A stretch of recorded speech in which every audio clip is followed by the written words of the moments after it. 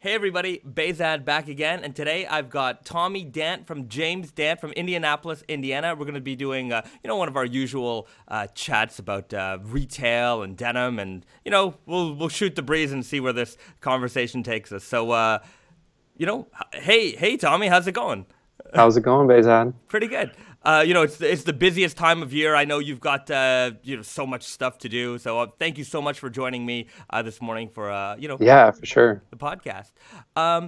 So anyway, let's just get right into it. For though, I mean, there's a lot of retailers out in the world, and what I like to do on this show is highlight some of our retail partners and talk to especially our independent retail partners, and let our customers and our fans see what it takes to run a shop, and all of the planning and decision making behind that. So for those of you guys out there who don't know, why don't you tell us about yourself, how the shop got started, and maybe some information about that. Yeah, for sure. So it was kind of just always a dream from a young age to open a store. But that kind of became more of a reality when I realized there was kind of a business model behind it, and that there was this hole in the market for men's clothing. And that's kind of where it started. I actually went to school for entrepreneurship, and I wrote a business plan for what is now James Dant. We went through lots and lots of iterations, lots of different names, and all those things that kind of help you vet out a business. And I think, honestly, I probably wouldn't be here had I not taken the time to do that. And it just made me fall even more in love with this industry, and my model definitely evolved over time to help me find brands like yours, brands that were really, really working hard. And I got to start going to trade shows and meeting people who actually cared about what they did, and it completely flipped my model on its head. It was more of there's a hole in the market. We really, really need this. I want to do this so I can show people these brands and show people how much love is put into product and denim and shirting, and I just kind of fell in love with it. Right on. I have a good question. Well, maybe it's just a personal question, but how did you end up with the name James Dant? Yeah, so there's this weird rumor, actually, kind of a funny story. I've talked to so many people at trade shows and just in the industry that think it's my grandpa's name, which by saying it, I'm now putting that out in the world again. But it's actually my name. It's my middle and last name. And that was one of the processes of writing a business plan, is these iterations, and you just keep going through them. And initially it was going to be Tommy James. I wanted to put my name behind it, regardless of what it was. I just wanted my name behind the brand in some way, so that people knew I was serious, was here to do this for real. And so I was going to be Tommy James, but then I heard of the suit shop. It's like a 2-year door suit service, and they're still out there, called Tom James. And I was like, well, and through that iteration and through that learning process, you get to the next step, and I was like, well, James Dant's a better name anyways. It sounds more like a men's shop. It may sound a little more mensy than we are, because we're pretty casual in here, but it also, for all my customers in Indianapolis, resonates and has kind of this subconscious effect, because everyone loves James Dean so much here. So I think people people think that the name of the shop is James Dean just at a quick glance, and it just kind of puts it in their head that to remember it. Right. I think my vision was that I felt like this was a family business, and mostly because when I look at your shop and I see, the photography that you guys do and your curation, it's done so well that it feels like this is something that was in your blood from day one, and you've just been doing this for so long. So it sounds like you are a newer business, but you have the appearance of this long-running, well-oiled machine. Yeah, that's some of my biggest inspiration for curation and the way stores represent themselves is Old English stores, which are run by generations of families. And so I guess we accomplished our goal in that sense. Right. And given, again, if for the listeners out there, if you've not checked out their website or seen their Instagram, your photography and your curation is very, very It's incredible. It's beautiful. Thank you. Especially the photography, I have to say. I'm very jealous of it. I think you do an incredible job. You know, what's your team like? Is this, tell me about how all of this kind of comes together. Yeah, so it's a pretty small team at this point. We've gone through a lot of transition this year. I think the market's just been really, really good in Indianapolis for people in the service industry. So it's been really hard to find good people that kind of fill that role. But I have a part-time employee and then another part-time employee basically, and then some kind of fill-ins that will work throughout the year, but a full-time photographer, part-time like day-to-day employee, and then my other one is the merchandiser. So that's where you see all that beautiful work. Like she really kicks butt and like makes the store look the way it does. I kind of just give her free reign. We don't have one of the things I wanted to do when opening the store was I had worked in malls and I had tried to figure out if I really liked retail and liked working with people. I wanted to kind of throw the standards out the window and say like, I don't want to put you in a box. I want to let you be creative. So even though the team is very small in this space, I try to let my employees be as creative as possible. There's no like, you have to say this to people when they walk in the door. You have to do this. It's just very natural, and we form a pretty good team. We have to be basically really good friends in order to work together because it's so small. We can't really get away from each other. Right. Well, whatever it is you guys are doing, your appearance again it's big. That's really what I like about your shop. You have this aura about you that you've been doing this for such a long time, and anyway, maybe I'm just being too complimentary, but it's well deserved. Sorry. Oh, thank you. I do enjoy your Instagram a lot. So you said you got you had worked in malls before, and I did as well. And how do you find that has helped you establish a independent shop? I guess kind of for the reasons I said, like it was everything I didn't want to do. It gave me the initial like push to be like, okay, I like working with people. I can do this every day. It's fun to show people product and tell them about it and have this kind of educational, I guess, dichotomy with customers. But it was also just everything I didn't want to be. The not necessarily the set hours, but like the forced hours, being open until 11 o'clock the week before Christmas, and like having standards. And I worked in a shoe store, and it was like, person asks for one shoe, bring out 6. And it's like, I'm not going to do any of that stuff in my store. Like people are going to feel more genuine salesmanship when I bring out the one shoe and tell them all these amazing things about this one shoe that they don't need the 6 other shoes for. I did learn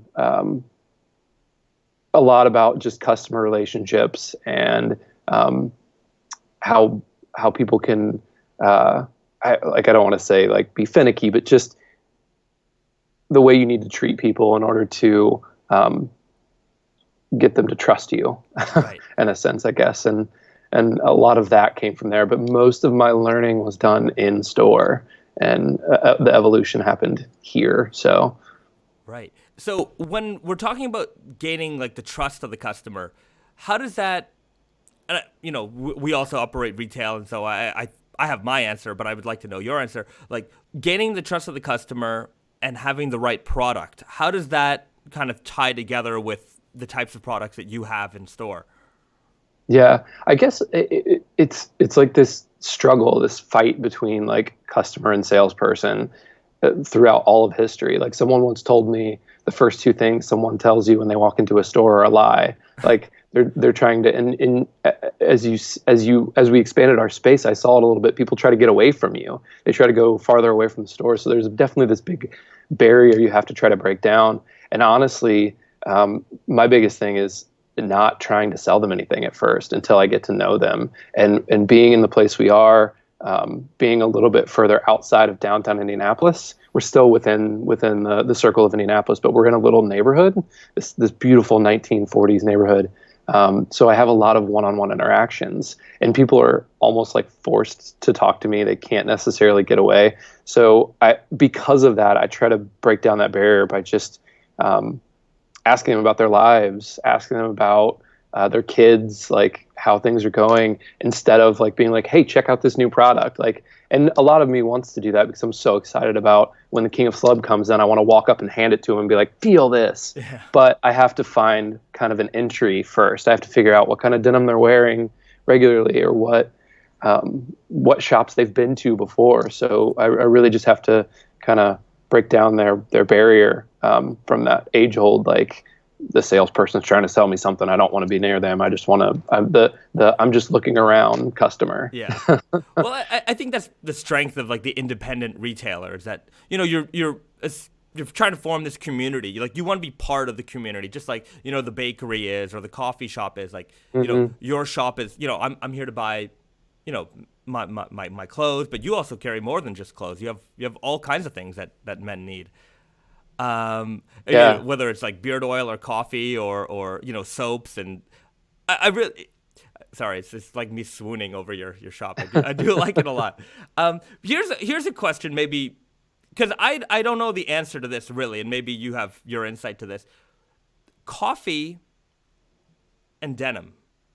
Why do they always, not always, but so often they go together? Do you have any, you carry both? Oh man, that's a really good question. How did these two worlds collide? I think maybe it's because, like, once you take that next step and you're willing to pay over $200 for a pair of denim, or $300 or $400 for a pair of denim, you have to, a switch has to flip, that you're taking this next step to like better things. And so it's like, I don't know, maybe there is a dude out there that's wearing your 32-ounce denim, drinking a couple Folgers, but like I don't see that. I see that person being like, you know what, I took the time to like curate this denim and curate my lifestyle, so maybe I want a better tasting coffee. Right. There could be something completely different. But one of my best customers just opened a coffee shop, and he's like a barber barista. So he's always loved coffee, always loved denim, and they just seem to go together somehow. Yeah. I've found, a couple of years ago, I found myself going down like the premium coffee rabbit hole and buying all the gadgets and things like that, and, caring about where my beans came from. And I found it odd that as I was personally starting to get interested in it, I realized that so many denim guys were also into this as well. So yeah, maybe it's just we nerd out on everything. Like I'm a man of like many.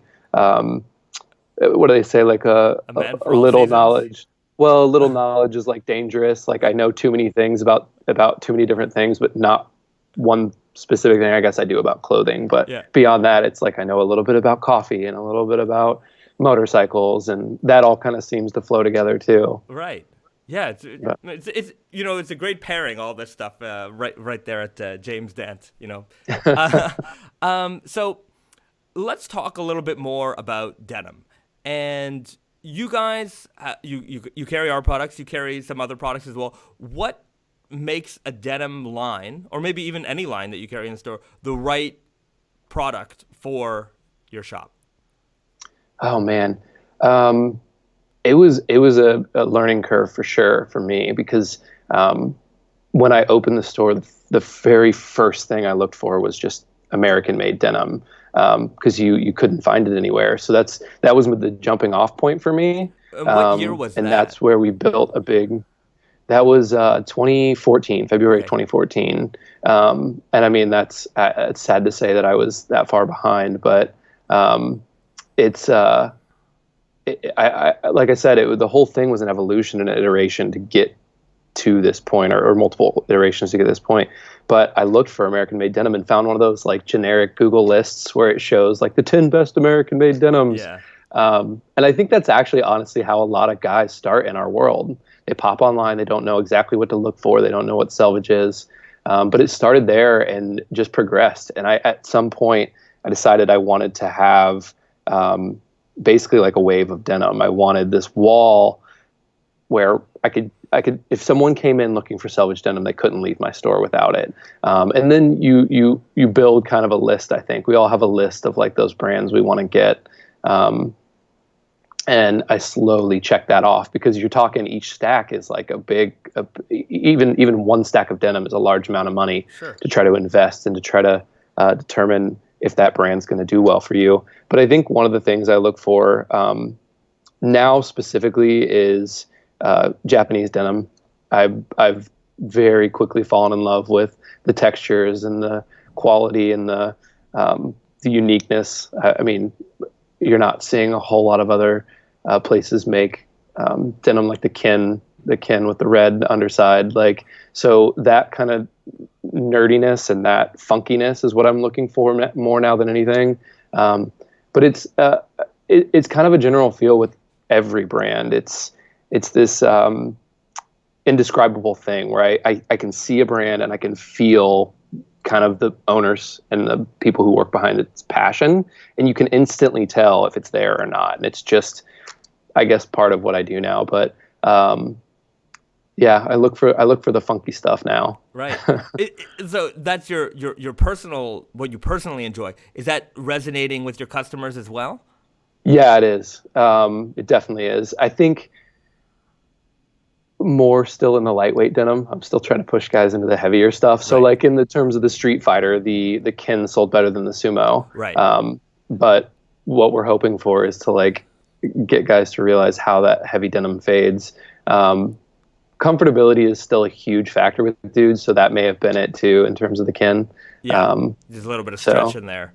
Yeah, that little stretch definitely helps out. But my whole goal is to find that first person's, not necessarily perfect pair, but a pair that's way better than any pair they've ever worn before. Because we all know how it goes. Like, you buy one pair and then that is the jump off point for your world of denim love and obsession for some people.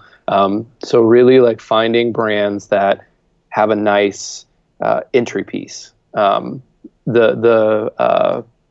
Dirty Fade has been an awesome piece for us to be like, this is what denim's supposed to be. And it shows guys that, and then they can kind of springboard off that into a million other options.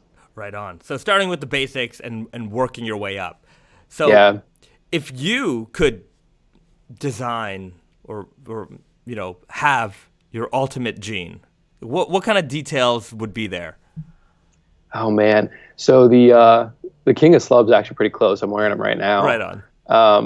Slubby is just, I love it so much. I love the texture and the fading. I got that 16-ounce unbranded pair too that's just insane.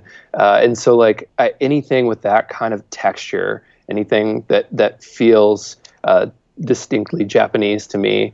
But yeah, I like I want to do a pair that has a really heavy taper from the knee. Okay. Almost insane to where I can barely get it over my foot. I'm still into that. I know like the West Coast guys are digging the wide legs right now, and that's kind of the way the industry's trending, but I think I'm always going to love that heavy taper. So something in that realm, something with a lot of heavy slub. And I've thought about this a lot, but it just keeps changing as the world changes. And as you guys keep releasing insane stuff, I'm like, well, they did what I wanted to do. So, so there it is.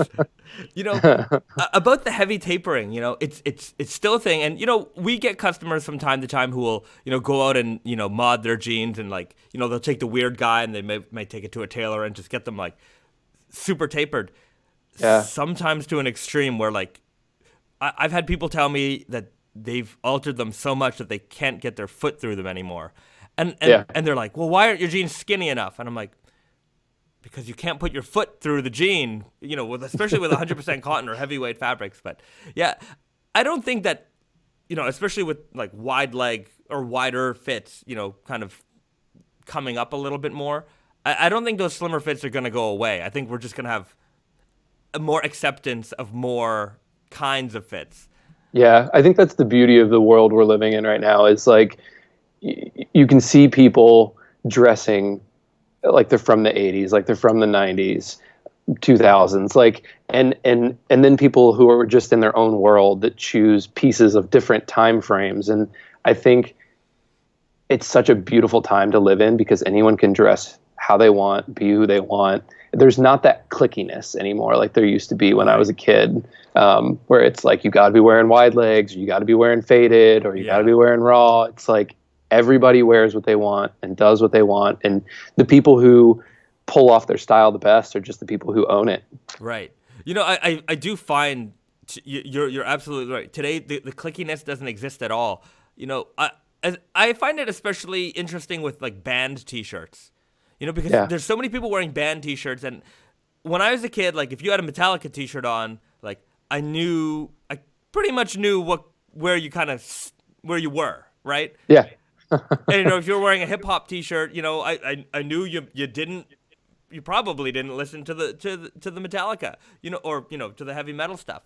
So now it's amazing. I see the hip hop guys wearing like heavy metal T-shirts, and I'm like, have you even listened to the Black Album before? And maybe they have, or maybe they haven't. I don't know, but I do find that's the one thing about like today's like, you know, current scene that I find the most interesting.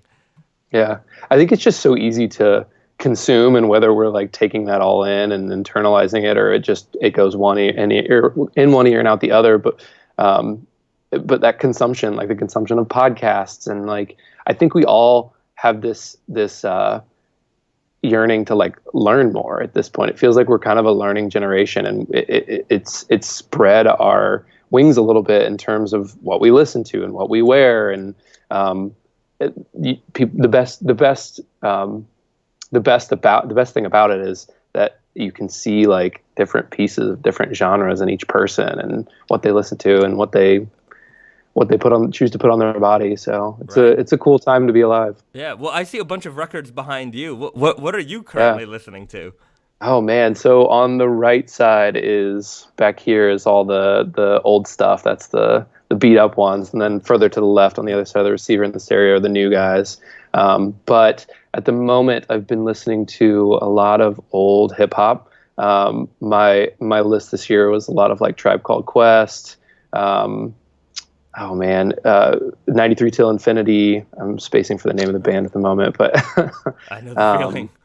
Yeah, like I could pull up my Spotify right now, but I've been listening to my like yearly recap and just going through, and it's like, really, did I listen to that many times? But I bounce around too. So like, I don't know if you've heard Brandi Carlile's new album, but it's up for a Grammy, and it's just insane. And there's just like two different worlds there. So I'm listening to like The Game and Tribe Called Quest, and then jump to Brandi Carlile, and then like some old 80s pop. And so I'm all over the place. I listen to 12 hours of music a day, so I can just kind of listen to anything. I don't even want to look at what I've listened to this year on Spotify. I'm sure, you know, like you, I do like a lot of like 90s and like early 2000s hip hop, but I also listen to like Kenny Rogers and Dolly Parton like a lot. Yeah. And I'm like, the difference between the types of music I could be listening to, like one track after another, is there's no like, I don't know, it's just up and down and in every direction, whatever I kind of feel like. You know, I could be listening to a song.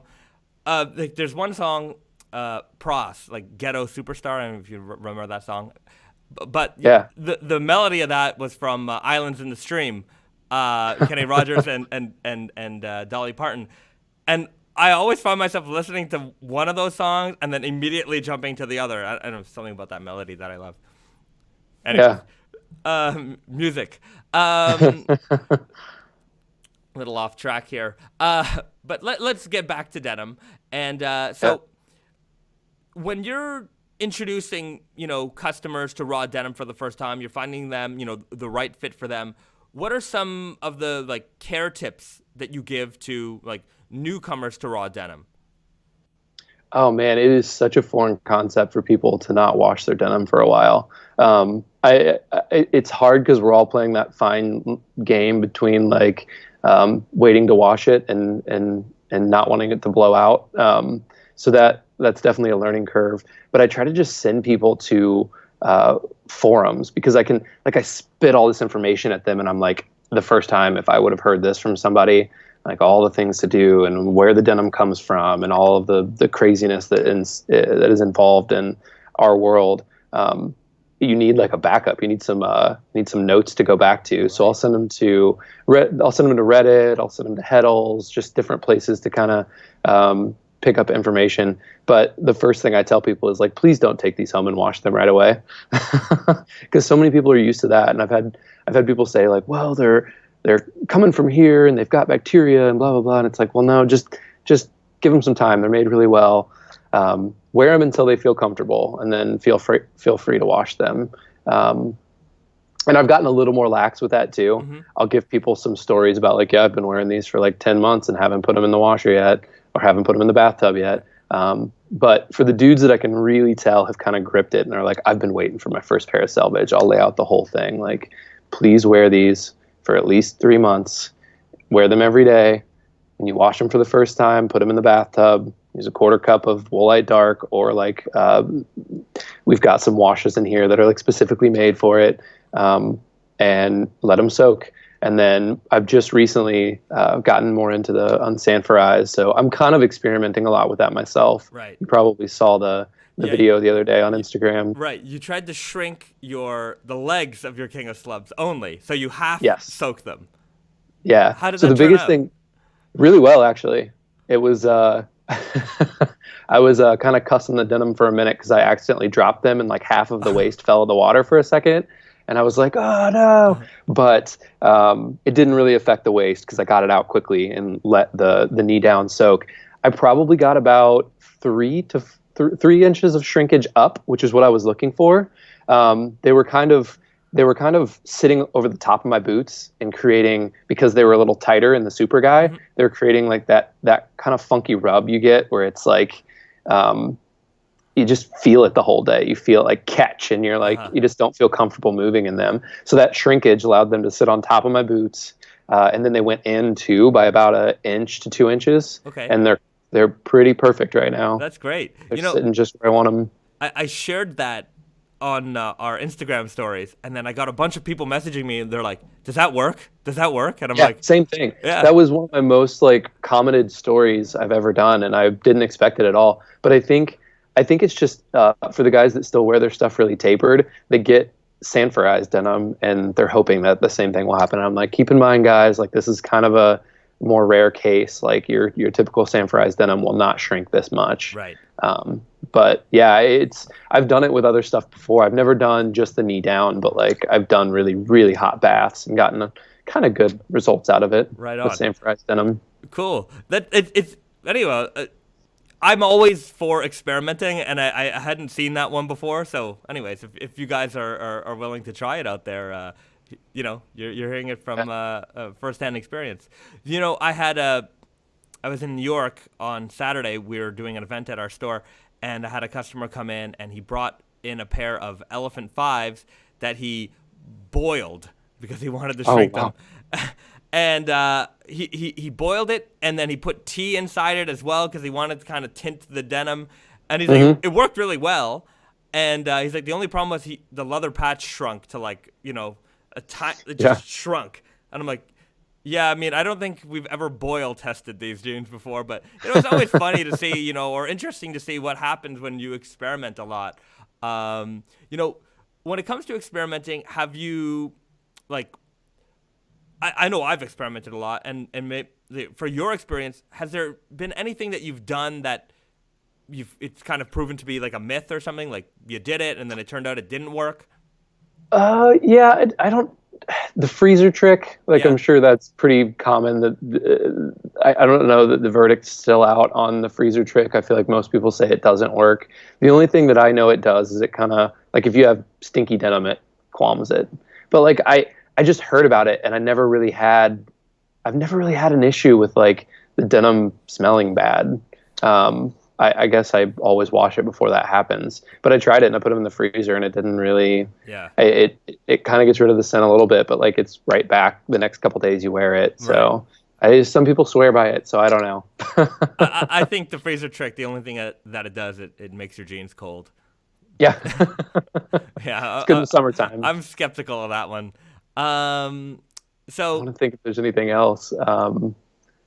Yeah, I mean that's about it. Like just in general, attempting to shrink things, and sometimes things are either mislabeled or just don't shrink quite as much as you want, or won't stretch out quite as much as you want. So uh, fabric's just surprising sometimes. The Right. looseness or tightness of the weave, like it just surprises you. So you kind of got to be willing to work with it and fall in love with the pair that you have. Right. It's not an exact science. I Yeah. see a lot of people all the time that they play this sizing down, shrink it, like, stretch game. Like, I'm going to size down one, it's going to stretch out an inch and a half. And I'm like, fabrics don't work like that. Like, it could, Yeah. maybe if you really extremed it, but like, you're going to be uncomfortable that whole ride. And like, what if you put on 5 pounds? What Hmm. happens then? So, you know, buy the jeans. My recommendation is always whatever fits comfortably. That's the size to go with, and don't try to play that game.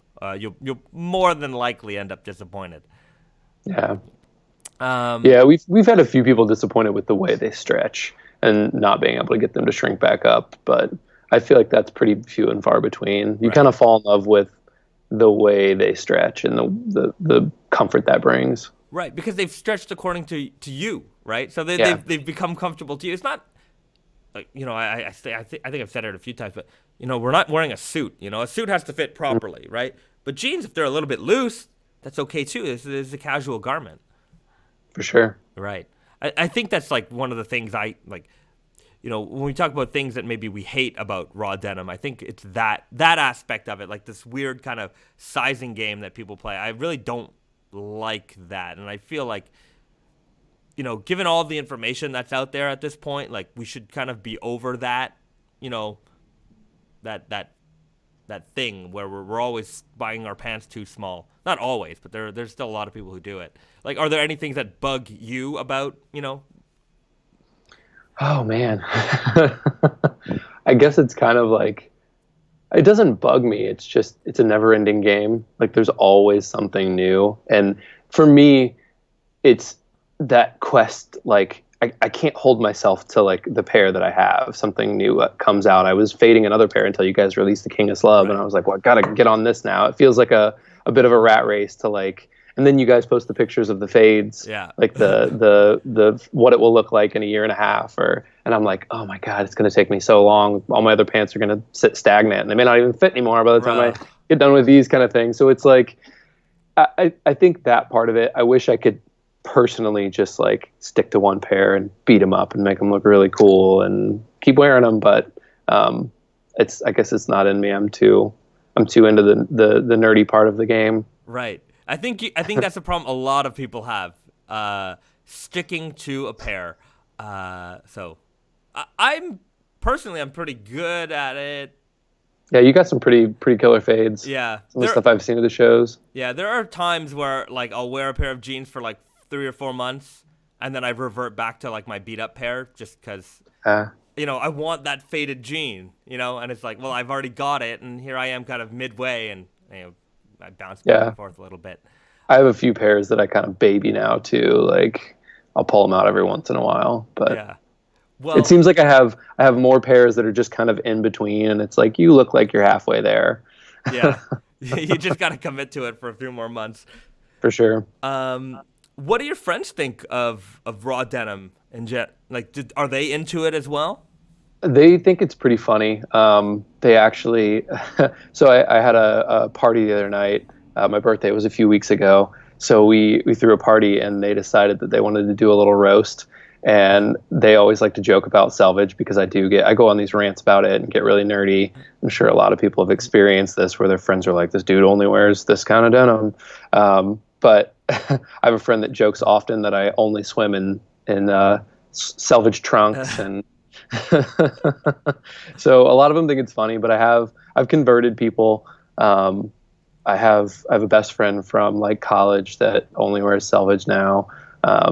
And yeah, I think it's anything like that where you're really passionate about something. It's easy to kind of get other people to fall in love with what you're in love with. So I've got some friends that get it. Right.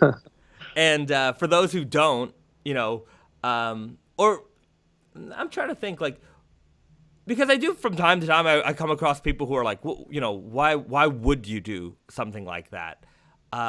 Like, I guess my response to that is I just generally don't care. Like, I'm not there to convince you. Like, if you're into it, you're into it. I don't know where I was going with that. It was just like, what do I Yeah, say to somebody who doesn't like raw denim? Well, nothing. I don't really care if they don't like raw denim or not. yeah. Um, That's the tough part of the store is yeah, like everything's almost kind of like a personal hit. It's like, oh, I don't like that. I don't yeah, like this. I don't like that pair. And it's like, well, I bought everything in here, so right. I've had to kind of like push that down a little bit and push the ego down and because I realize how awesome the denim is and how awesome this world is. I want other people to experience it too. So I've had to like swallow my pride a little bit and not just be like, well, screw you. Like you don't care about denim. I have to try to get people into that first step. Like, well, at least try them on, or like, this is how even people who are like, well, I want your cheapest pair. And Yeah. it's that part of it gets a little taxing, but it's also just part of the game. Yeah. I admittedly, you know, I'm on Reddit a lot, on the forums a lot, and you know, every now and then, like, you know, there's a hater, and You get a mostly, troll. yeah, you get a troll. I don't know if they're really trolling or whatever. Like, you know, there's a lot of different kinds of people out there, and whether they're attempting to troll me or they're just, you know, want to air their grievances about stuff. You know, I'm fine with criticism, and I absolutely respond to it all the time. But there's a certain type of criticism that comes out where you're just like, you know, if somebody says they're kind of attacking like you know, the quality, or like, you know, what goes into making the product. You know, just like with you and your curation, like I don't like that. It's like, well, you don't know enough about what is going on here for you not to like it. You know, Yeah. maybe not understanding it is one thing, or maybe it's not for you, but at least appreciating what's going on here. Um, yeah, I don't respond. I do respond well, but sometimes I fight back and I'm like, no, you're the one who is wrong. Yeah, there's a lot of I, I don't think any of us are saying that everyone has to be involved in this, because if that was the thing, if everyone loved salvage, it would be a wonderful world, but like there wouldn't I guess it wouldn't be as special. Right. Um, Just like anything. yeah, Yeah. kind of like anything, but it's it's just like when people get up in arms about what other people spend their money on, kind of blows me away. Like, I can't believe you'd spend that much money on denim. And it's like, well, I bet you probably spend that much on cigarettes or beer. Like, Right. Oh, no question about so it. Yeah. So yeah, that is a funny, you know, viewpoint on I guess the criticisms of things. But yeah, I mean, we do spend a lot more money on a pair of jeans than anything else. You know, last night, just maybe I'll give you a little preview of things to come. But last night, Brandon and I were talking about the King of Slub 2. So ooh, so we're making a new Indigo by Navy version of it. So it's going to be all like it's I have the sample in the other room. I should have showed it to you. You'll see it in a few weeks. But yeah, because it's, you know, double dyed, and ooh, admittedly, Brandon told me last night that we actually priced the King of Slub lower than what it kind of the costing should have worked out to be. The unfortunate truth is that, like, you know, when we come up with some of our costing, we're playing with kind of our estimated figures, and then maybe later on we hmm, figure out, oh, actually it should have been more, and you know, it's often that. Anyway, I don't mind charging people less, you know, getting more product out there. You know, if we take a smaller margin, no big deal. But we've kind of costed out the King of Slub 2, whereas like where the pricing should have been, and we're like, whoa, it's like it's actually getting like significantly up there, because the fabric's a hmm, little bit more expensive, and the production actually was a little bit more expensive than what we paid for some of our other stuff, because it's a heavier weight denim, it's more work. So now I'm like, well, do we make this in Japan? Because one of the things a lot of people told me about the King of Slubs was, you know, at this price point, or like anything above this price point, we kind of want made in Japan. And yeah. I saw that people talking about the Emperor of Slub. right. So that's kind of where I'm going with that, and like the King of Slub 2, price point wise, is going to be like significantly more expensive than the King of Slub. Well, the Emperor of Slub, or I don't know what I'm going to come up with the name properly. It will be pricier, but we're at the point where like, well, since it's kind of reached like this kind of price echelon, like let's just go all the way, put all the crazy details in there, because we figure it's like the most hardcore of our fans are going to be looking for this. And you know, I think if you're spending over $300 on a pair of jeans, you've kind of gone past the point of like rational spending on a pair of jeans. Like you know, you can't really rationalize a $300 pair of jeans to anybody, right? Yeah. You know, personally you can, because there's details and things within it that you really, really enjoyed. So it's like buying a nice bottle of whiskey or anything like that. You know, some people would think maybe you're crazy to spend so much money on something like that. But if you get that enjoyment and it has all the details that you really like, then that's where the value is. That's where the value is, for sure. All right. Yeah, that sounds intense. I'm excited to hear you guys are coming out with number 2. Yeah. Well, next season is going to be. We're going to see you in a few weeks at the Liberty Trade Show in New York. Indeed. We've got a lot of crazy stuff this season. It never really ends, but the insanity factor has turned up a little bit. I don't know if you saw our Instagram, but we not yet. No. We showed this week's been a little crazy. Right. We showed off the new Dragon Ball leather patches. Oh. Right. So that's the next collaboration. I think a lot of people are going to be very, very excited for that. I mean, if you grew up if you're our age, you know, growing up with Dragon Ball was definitely a big thing. So I'm very, very excited for this next collaboration. But that is a very nice like segue from the Street Fighter into Dragon Ball Z. Right. So I showed off the leather patches. I'm gonna have my final production samples in a few weeks, and then we've got new yarn developments and stuff. And I'm gonna show it off. You guys can, if you're not following us on Instagram, you should, because you get to see a lot of the tidbits there. I could circle back around for just a second to the question you asked me earlier, because I actually have a better answer now. Well, at least specifically for your brand, the thing that drew me in, and you're kind of doing it right now, is just how open you guys were about production and how you release things and how you're active on Reddit and all of those wonderful things that I think all the people that are listening right now probably love about you guys too. But that is what drew me to you guys, and that's why I like popped in at Liberty, because I saw that, and I saw how active you were with the community and how you released everything early, and there was none of these typical like, well, we're going to hold it back and tease you and tell you and then only release it on this one day and you got to get on there and get it. You guys have been very like open about it. You know what's coming. We know what's coming. The general public knows what's coming, and I think that's really cool. Yeah. I mean, I think the only one time we did that was with the Akuma denim, but to be fair, I did tease it. So people kind of knew it was coming, but they didn't know what was coming. But more or less, like, you know, I'm already showing off fall winter 19 stuff, and because I'm excited and I can't hold it inside. You know, I want everybody to be excited as me. And you know, sometimes Brandon's like, oh no, wait, we got spring coming up. Talk about spring. I'm like, I'll talk about spring when spring is here. You know, what's kind of in front of me, I always want to talk about. So so it seems like a business model, but it's just you being excited. Pretty much, and I guess it translates, you know, because I'm out there, you know, talking about it. But for sure. I know that we've got you know, Christmas right around the corner. You guys have probably been very, very busy. What's it been like, just, you know, the last couple of weeks for you guys?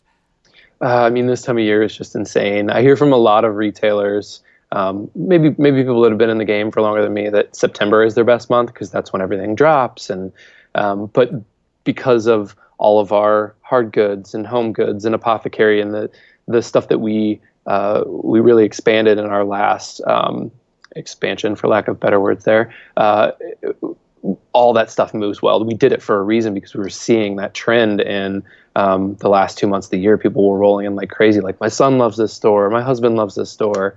And it would be like, well, I don't really want to send you home with a pair of selvage for your husband. Like, if I don't know his exact measurements, I'd rather get something right for him. So we started to find these brands that fit that lifestyle. And so these months we move through a lot of smalls. It's a much different game. It's a lot of restocking. It's not really the stuff that got pre-booked that's moving as well. Apparel kind of drops a little bit.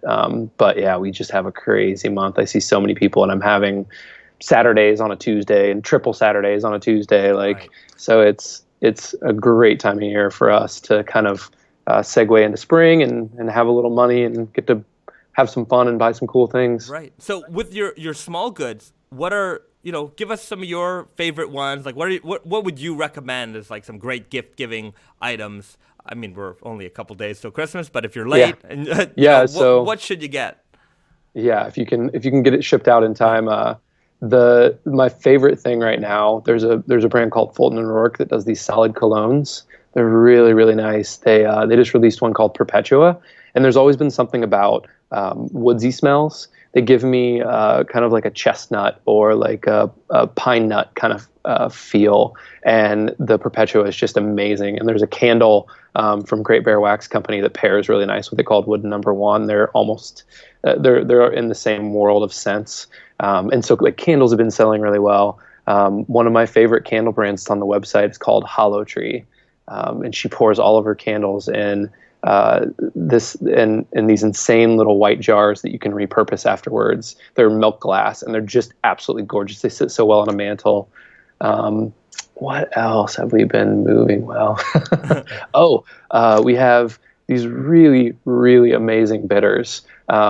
It's a company called Bitter Milk, and they do basically like the lazy man's cocktail for all of us dudes that are working 10, 12-hour days and just want a nice cocktail when we get home at night and don't have to muddle all the fruit and burn the sugar and do all that crazy stuff that you see mixologists do. So you just pour half and half, and I sell so many of those because they sell themselves. Once one sells, people come back and try every other kind because they're the most delicious bitters. Chup socks. If you haven't bought a pair of Chup socks, check them out on the website.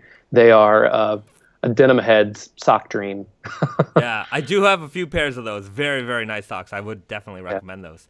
But yeah, those all sound like great, manly gifts. I really like those ideas, and they certainly would fit in any kind of denim lover's world. So yeah, for sure. All right. Well, I know you got to get the shop open. So for sure, yeah. People are banging down the door. Right. Sorry about that. I kept you a little bit too long. Thank you so much for joining me here. Tell everybody where they can find you on the internets. Yeah. So on Instagram, we are James Dant _ a store for men. We're also on all the other platforms as well. You can find us on Facebook pretty easily. The website is as simple as it should be, www.jamesdant.com. Yeah, we've got a lot of stuff online right now. I've been very, very diligent about keeping all the product that's in store online. So go check that out. We just added a tiny little sales section, and we've got some killer products. So if you can get an order in time, get one in before Christmas. And if not, if you're a late shopper, we'll have some stuff shipped out to you right after. Oh, all right. Well, I will make sure to put all the links in the description below. Thanks again so much for joining me, and we'll see you guys next time. And have a great holiday or Christmas or whatever it is you do that you celebrate. And we'll see you guys next time. Right. Bye, everyone. Thanks, Faizad. Thank you. Bye.